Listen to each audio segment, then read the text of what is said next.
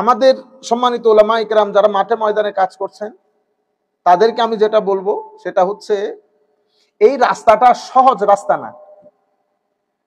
আমাদের এখানে আমরা যখন মাঠে ময়দানে কাজ করি তো 3 ক্যাটাগরির লোক থাকে, মানে 3টা মাইন্ডসেট। আপনারা এটা বোঝার চেষ্টা করবেন। একটা মাইন্ডসেট হচ্ছে এফরাতের লোক, যারা এফরাত করে, মানে আপনার প্রয়োজন হাফ লিটার পানি, আমি ধরেন এটার মধ্যে হাফ লিটার লাগতে পারবো। এরা কি করে, এরা ডালতে ডালতে ডালতে 1 লিটার বানাই দেয়। তো 1 লিটার, এটা হাফ লিটারের মধ্যে তো আমি 1 লিটার রাখতে পারবো না, তাহলে হাফ লিটার ঢুকবে, বাকি হাফ লিটার বের হয়ে যাবে। এরা হচ্ছে এফরাতের কনসেপ্টের লোক, এদেরকে বলছে জিয়ারত করতে। এরা জিয়ারতের নাম দিয়ে সব ধরনের কাজ করে, বেশি মহব্বত। কি মহব্বত? বেশি। এমন এমন কিছু তারা ঢুকিয়ে দিয়েছে, এটার মাধ্যমে ধর্মের মধ্যে গুলুফ, সীমা লঙ্ঘন, এগুলা ধর্মের ভিতরে ঢুকে যায়। মানে যা আমার নবী বলেন নাই, ধর্মের মধ্যে নাই, সেই সমস্ত জিনিসগুলো কি হয়ে যায়, ধর্মের ভিতরে ঢুকে যায়। নবীদেরকে সম্মান করব, কিন্তু খ্রিস্টানরা সম্মান করতে করতে ঈসা আলাইহিস সালামকে আল্লাহর ছেলে বানিয়ে ফেলছে, পার্ট অফ গড। তাহলে এটা কি হয়েছে? এফরাত, মানে ডালতে বলেছে হাফ লিটার, ঢেলে দিয়েছে ফুল লিটার। এটা একটা ক্যাটাগরি সমাজের মধ্যে, সংখ্যায় অনেক বেশি। এটার রিয়াকশন হচ্ছে তফরিত।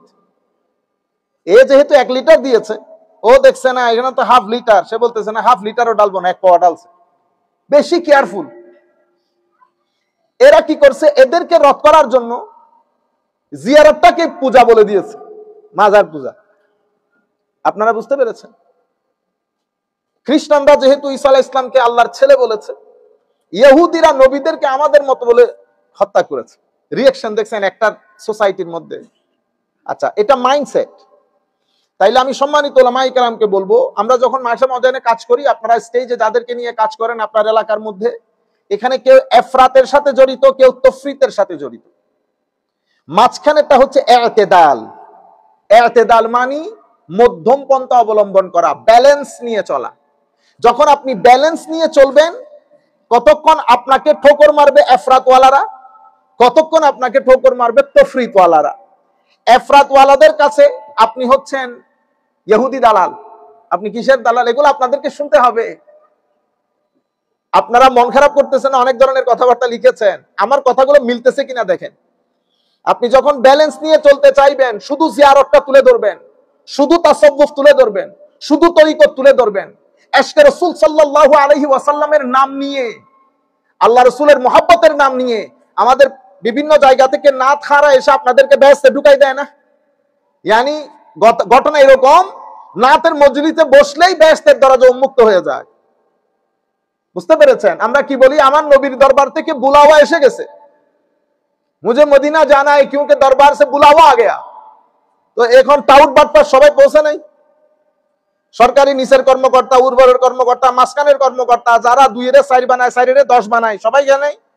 তো আপনারা যদি বলেন বুলাওয়া এসে গেছে, কোন ধর্ম অস্বীকারী এইটিস্ট লোক যদি আপনাকে জিজ্ঞেস করে যে যদি বুলাওয়ার কারণে ওখানে যাওয়া হয়, তো আমাদের এখানে গার্মেন্টসের মালিকরা গার্মেন্টসের শ্রমিকদেরকে টাকা না দিয়ে যে উমরায় চলে গিয়ে মদিনা শরীফের মধ্যে ইতিকাফে বসেছে, ওইটাকেও কি আমার নবী দেখেছেন? দেখছেন? জবাব দিতে পারবেন না কিন্তু। তাহলে আমরা এফরাতেও এই কাজগুলো আমাদের বিভিন্ন জায়গা থেকে তৈরি হয়েছে সিচুয়েশন। এখন আপনার কাছে 2টা অপশন, সম্মানিত উলামা ইকরাম, এটা আমি আমার জিম্মাদারি আদায় করতেছি আপনাদেরকে মোটিভেট করার জন্য। আপনারা ডিমোটিভেটেড হয়ে গেলে তো কাজ হবে না। সবাই যদি ঘরে বসে যান, এই দিনের কথা বলার লোক থাকবে না। আমি আপনাদেরকে বলয়ের কথা বলি। বলয় এখানে, এটা এফরাতের বলয়, এটা তফরিতের বলয়। আপনি যদি এখানে কাজ করতে যান, আপনাকে বলয়ের সাথে আসতে হয়। কেন? কারণ বলয়ের সাথে আপনার রুটি রোজি। আপনি যদি এফরাতের বলয়ের মধ্যে না থাকেন, আমি কোনো কারণ নাম ধরতেছি না, শুধু আমি বলয়টা বুঝাচ্ছি। এখানে আপনার জন্য মসজিদের ইমামতি দরকার, আপনার লোকাল দাওয়াত দরকার, মাদ্রাসার শিক্ষকতা দরকার। আপনি যদি তাদেরকে তাদের মত পথ অনুযায়ী না চলেন, মসজিদে ইমামতি পাবেন? মসজিদের আপনাকে দাওয়াতে ডাকবে। আপনারা যে দাওয়াতগুলো পড়েন, প্রত্যেক জায়গার মধ্যে 2-3 জন মৌলভী যিনারা এই দাওয়াতগুলো অ্যারেঞ্জ করেন, তাদের কাজ সকাল থেকে সন্ধ্যা পর্যন্ত দাওয়াতের পিছনে চলা। দিন কই যাচ্ছে, সুন্নিয়ত কই যাচ্ছে, তরুণ প্রজন্ম কই যাচ্ছে, সোসাইটির অবস্থা কি, কালচারালি আমরা কি কি চ্যালেঞ্জের মুখোমুখি, সায়েন্টিফিকলি কি কি চ্যালেঞ্জের মুখোমুখি, ইকোলজিক্যালি কি কি চ্যালেঞ্জের মুখোমুখি। অর্থাৎ আধুনিক দুনিয়া আমাদেরকে কি কি চ্যালেঞ্জের মধ্যে ফেলেছে, তাদের কোনো চিন্তা নাই, ধ্যান নাই, ধারণা নাই, তারা এগুলা কেয়ারও করে না। তারা দাওয়াত নিয়ে আছে, সেই দাওয়াতের এটা একটা বলয়। এখন আপনি সেই দাওয়াত লিস্টে থাকতে হলে তাদের হাতে হা বলতে হবে, তাদের নাতে না বলতে হবে। আপনি ঢুকে গেলেন, আপনাদের ওই বলয়ের ভিতরে 80% লোক তারা সত্য কথাটা বলতে পারে না। কেন? কারণ বলয় থেকে বের হয়ে যাবে এই জন্য, কিন্তু ভিতরে সত্যটাকে লালন করে, ভিতরে সত্য বুঝে, কে কোন কাজ করতেছে কি করতেছে সব বুঝে, কিন্তু মুখ ফুটে বলতে পারে না। কেন? কারণ বলয়ের বাইরে যাওয়া যাবে না। এটা ইফরাতের লোক, এটা তফরিতের লোক। সিম্পল একটা উদাহরণ দেই, তরিকত এবং তাসাব্বুফ, পীর এবং মুরিদি।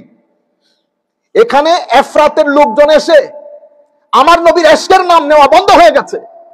মাহফিলের মধ্যে পীর সাহেবের নাম যতবার নেওয়া হয়, তার 50% নাম আমার নবীর নেওয়া হয় না। পীর সাহেবকে খুশি করতে হবে। তরিকত তাসাব্বুফ কি?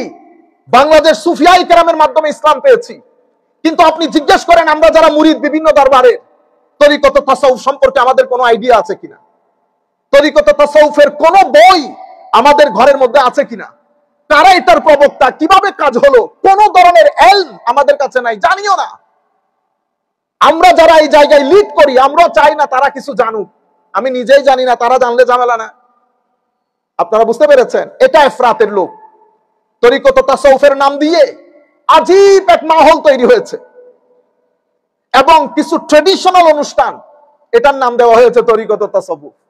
এদের রিঅ্যাকশন হচ্ছে তফরিত ওয়ালারা করে। এরা কি? এগুলা বেদাত, এগুলা শিরক, এগুলা অমুক, এটা সমুক। আমি হচ্ছে মাঝখানের লোক। আমি না এদের সাথে যেতে পারতেছি, না এদের সাথে যেতে পারতেছি। আমি বলতেছি তরিকত সংজ্ঞা এটা, তরিকতের প্রবক্তা এটা, তরিকতের কিতাব এগুলা। আপনারা যে অনুষ্ঠান করতেছেন সেগুলা তরিকত এবং তাসাউফের কোন কিতাবের মধ্যে উল্লেখ নাই। আমাকে প্রথম টার্গেট করেছেন আপনারা, আমি উলামায়ে কেরামকে বলতেছি। তাইলে আপনি যখন এই মূল কথাটা তুলে ধরবেন মাঝখান থেকে, তো আপনার দুই জায়গার ঠোকর আপনাকে খেতে হবে। ইফরাতওয়ালারা বলবে আপনি ইহুদির দালাল, তফরিতওয়ালারা বলবে আপনি কাফের হয়ে গেছেন। এতেদালে চলার কারণ, কিন্তু আপনাকে স্রোতের বিপরীতে চলতে জানতে হবে। আচ্ছা, আপনি যখন এতেদালে থাকবেন তাহলে কি ঘটবে? আমার নবীর ফিউজাত নসিব হবে। আপনার মজলিসে যারা বসবে তাদের অন্তরের মধ্যে তাকওয়া পরহেজগারি আসবে, ইলম আসবে। সোসাইটিতে আপনি নতুন একটা রাস্তা দেখাতে পারবেন, মানুষের মধ্যে পরিবর্তন আসবে। আপনি এখানেও দেখিয়েন না, এখানেও দেখিয়েন না, দৃষ্টি দয়াল নবীর রোজায়ে পাকের দিকে তাকান। আমার আল্লাহর রহমত কামনা করেন তাহাজ্জুদ পড়ে পড়ে, বা রাতের ইবাদত, বা স্টাডি করে করে। এখন এই ফতোয়াগুলো আপনাকে ধৈর্য ধারণ করে শুনতে হবে।